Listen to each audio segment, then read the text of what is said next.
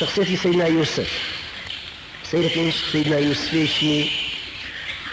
مناڵێک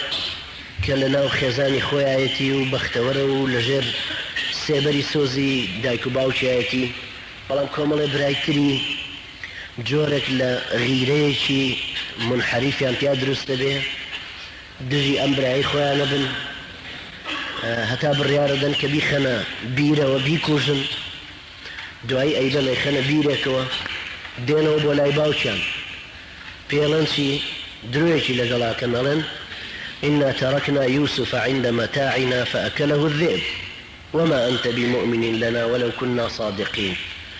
دروية كانوا ظلمكيش لبراكانا كان هر أم أدبية دواي أوي شندين صالي بيتشي باوشي سيدنا يوسف، يعني باوشي سيدنا يوسف كسيدنا يعقوب أفرميه إني لأجد ريح يوسف لولا أن تفندون، من بوني يوسف كم كهشت أمابه أو كرانك لسر أو أدبا بيلنتي تالله إنك لفي ضلالك القديم. هل سردم رأيك كيف يشوتي أو أدبي براسي كري بيغمبران يبوشي لقل بيغمبريك بدون لقل باوشي أنا بدون تجاي كلقل سيدي فرق بين إسماعيل وأم كرانا تنزوره. سيدنا إبراهيم كيف بكرك خويله يا بني إني أرى في المنام أني أذبحك فانظر ماذا ترى.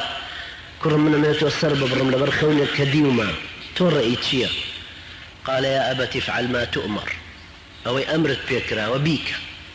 أولا شو أم كرانا لشوكي كم جار هاتنا وجاءوا أباهم عشاء يبكون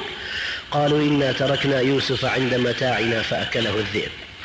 دو أيدي سان دينا وجارش كبيلن كالله إني لأجد ريح يوسف بيلن تالله إنك لفي ضلالك القديم.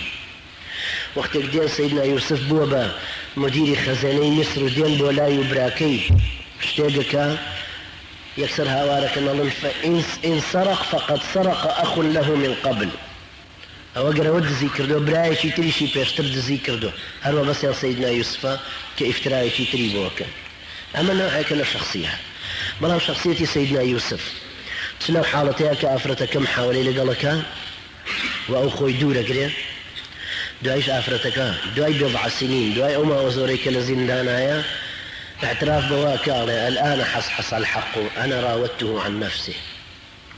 من بلا ما رمداو دعي أو عند الصالة طبعا دعي هم مشتركة بسريات وحتما لو كاتج لو أنا أفرتك عمري تشلو قصور صالو به يسابوا ببنجا صال عادة دعي بنجا صال إيش لتوبة كردنات وأنا اشتيك الرابردو يخوي بجريته. تماشي شخصيتي يعقوب كين يعقوبك لسرتاوى أفرمي فصبر جميل والله المستعان على ما تصفون. فصلاتي نية بسري أنا بلان بيانا ليلي شارشي والله صبر قرتن باشترين حلا صبر قرم دو جاري تريش حتى أخير قصة كهمو جارين أم شخصية دركبته.